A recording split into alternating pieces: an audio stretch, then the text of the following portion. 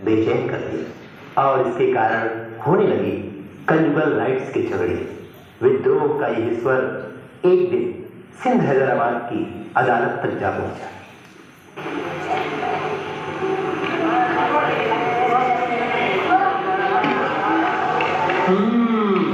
ये है ओमरादे, इतनी छोटी आयु, क्या ये कोर्ट में वकीलों के उल्टे सीधे प्रश्नों का उत्तर दे सकेगी?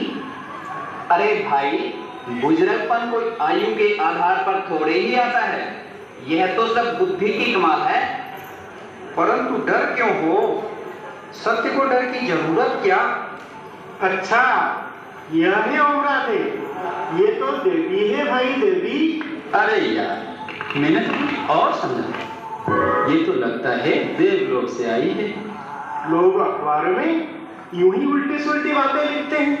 अरे भाई, मनुष्य को अपना स्वार्थ होता है तो बात का बतंगड़ बना देते हैं। अरे, यह तो बड़ी सीधी करना लगती है। क्या इतनी बड़ी संस्था की हेड यही है? कमाल है भाई, बड़े तेज होंगे। वंडर है यार, आप इस देवी के लिए ऐसा बोलते हैं? मुझे तो एहसास हो रहा है कि इन्हें कोर्ट में बुलाना भी इंसानियत की तौहीन करना है। अरे भाई, रहने दो। आजकल अच्छे इंसानों की इज्जत कौन करता है? चलो देखते हैं क्या होता है।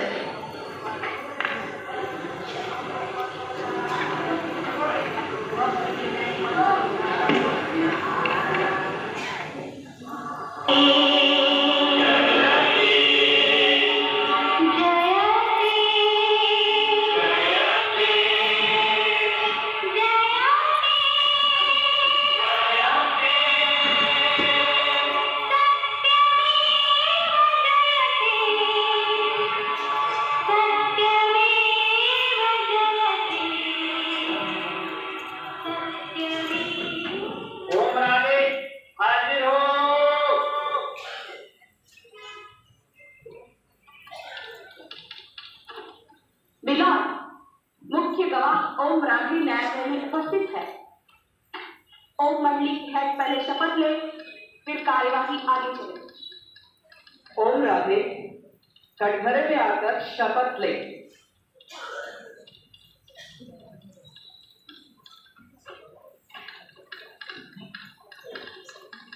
इस पवित्र गीता पर हाथ रखकर शपथ लीजिए कि मैं भगवान को हाजिर नाजिर देखकर कहती हूँ कि मैं जो भी कहूंगी सच कहूंगी, सच के सिवा कुछ नहीं कहूंगी।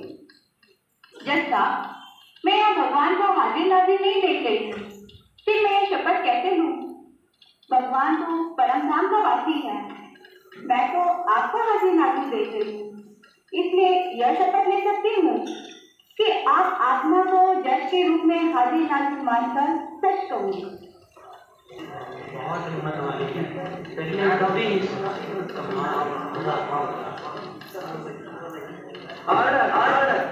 ये उपदेश देने की जगह नहीं है। इस समय आप कोर्ट में खड़ी हो और कोर्ट की कार्यवाही इससे ही शुरू होती है। अतः आप कहिए कि भगवान को हाजिर नाजिर मानकर जो कहूंगी सत्य ही कहूंगी।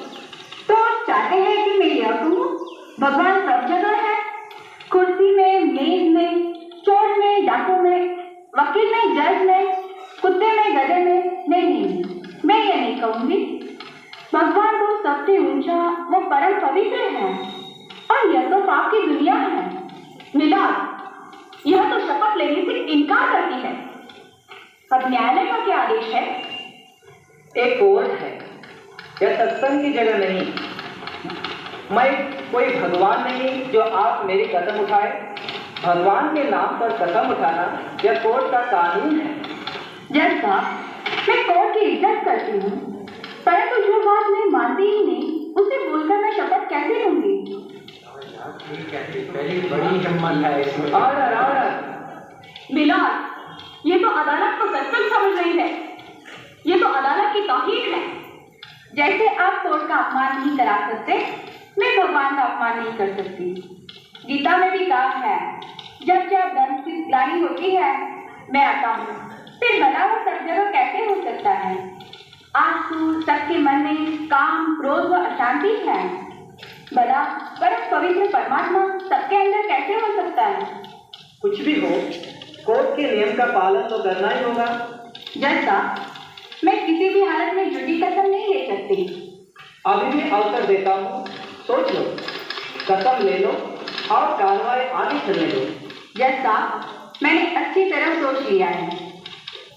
इंस्पेक्टर, इनके हाथ में हथकड़ी डाल दो।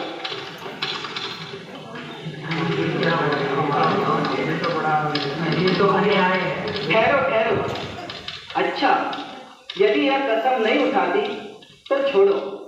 अब यह बताइए, आप इतना रोकने पर भी घर बार छोड़कर दादा के पास क्यों चली गई? जैसा भागवत में लिखा है कि श्री कृष्ण जब मुरली बजाते थे तो गोप गोपियां उनके पास भाग जाती थी। उन पर मुकदमा क्यों नहीं चला? अब भगवान ने माताओं को ज्ञान कलश दिया है।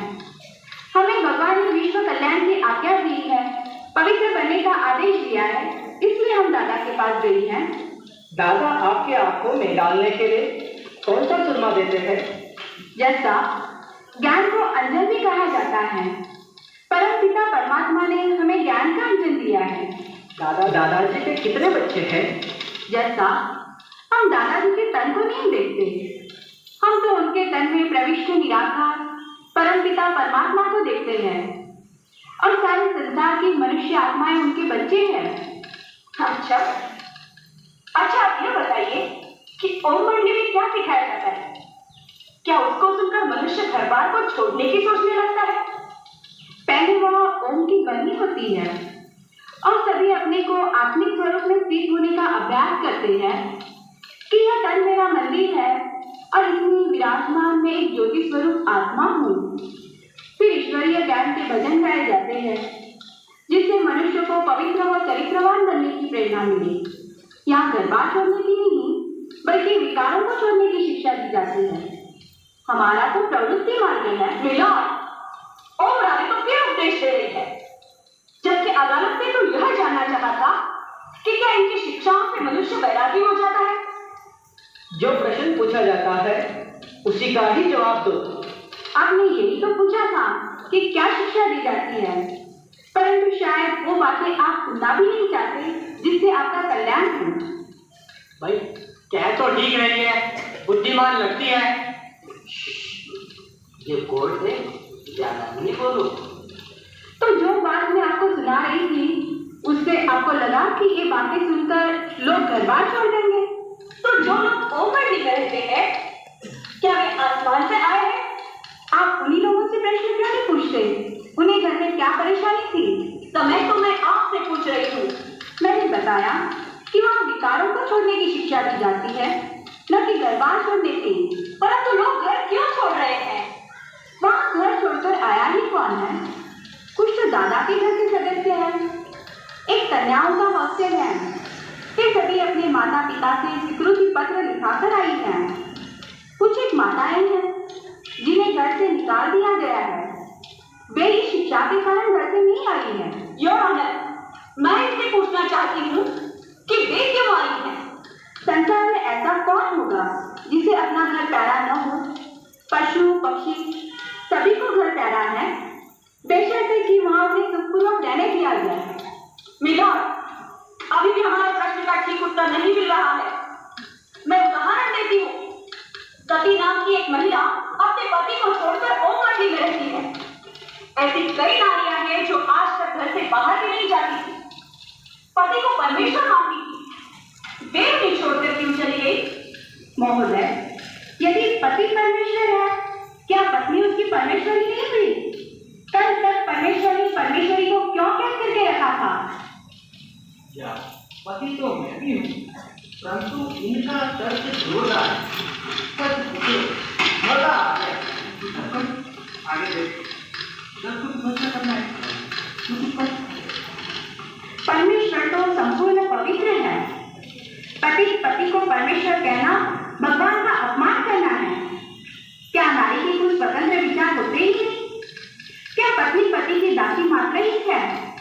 क्या वो भोग विलास भी नहीं है? पति क्रोध में आकर पत्नी को मारता पीटता है और फिर उसे धर्म पत्नी कहता है। यदि वो हाथ जोड़कर पवित्रता की भीख मांगती है तो उसे लात मारता है। क्या इसे ही परमेश्वर कहते हैं? मिलॉर्ड, ये तो यूं ही भटका रही है। मुझे ऐसी बातें सुनने की आदत नहीं। पत्नी पति की न माने तो वह क्या करे?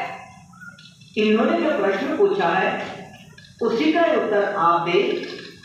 मैंने उत्तर ही तो दिया है कि नारी भी एक प्राणी है, उसके भी कुछ अधिकार है। उसे सताने, मार पीट कर, दबा धमकाकर नहीं रखा जा सकता। नारी को जबरदस्ती मांस मदिरा खिलाना क्या अपराध नहीं? यह उनके साथ हुआ, इसीलिए उन्होंने द्रौपदी की तरह भगवान को पुकारा और भगवान की शरण में आ गई। Objection milord. Objection overruled. Proceed. महोदय, मैंने तो सारी बातें सुना दी। यदि पति के अत्याचारों से सताई कोई नारी हमारे पास आए तो क्या हम अपना दरवाजा बंद कर लें? क्या उसे शरण देना इंसानी फर्ज नहीं है? जब भी कोई पीड़ित नारी हमारे पास आई फौरन हमने उसके पति को डांट दी है। यदि सरकार उसकी सुरक्षा की जिम्मेवारी ले, उन्हें पवित्र जीवन जीने की स्वतंत्रता दिलाए तो आगे भी वापस जा सकती है। इस बात को हल करने से पहले तो यह फैसला हो कि कंज्यूमर राइट है क्या? गीता में भगवान ने कहा है कि काम महाशत्रु है। इस जहर खाने को आप अधिकार कहते हैं? यह तो पाश्चात्य सभ्यता का अंधानुकरण है। भारतीय सभ्यता में तो ब्रह्मचर्य पर बल दिया गया है। योर ऑनर, यह हम कानून की बात कर रहे हैं, शास्त्रों की नहीं। क्या आज की दुनिया में अपराध और अधिकार का भी भेद मिट गया? क्या हम ये भी भूल गए कि हम भगवान की संतान हैं? हम ये पतित काम नहीं कर सकते। इसे आप पतित काम कहती है? मिलॉर्ड, मैं कंज्यूमर राइट की बात कर रही हूँ। मिलॉर्ड, अब तक तो मैं सुनता रहा, अब आपकी इजाजत से कुछ कहना चाहता हूँ। हाँ, आप कहिए। क्या मुझे कोई बता सकता है कि कंजुगल राइट का कानून किस विधानसभा ने बनाया? यह तो किसी जज ने अपने निर्णय में कहा था, उस पर पुनर्विचार भी किया जा सकता है। यह कोई संविधान का हिस्सा नहीं। ये तो कह रही है कि यदि इसे पति पत्नी स्व इच्छा से करते हैं तो यह उनका अपना मामला है, परंतु यदि उनमें से एक न चाहे तो इसे पति का अधिकार कैसे माना जा सकता है? दोनों के अधिकार तो बराबर है। बस अब मुझे और कुछ नहीं कहना है। That's all, Your Honor. Please wait for judgment.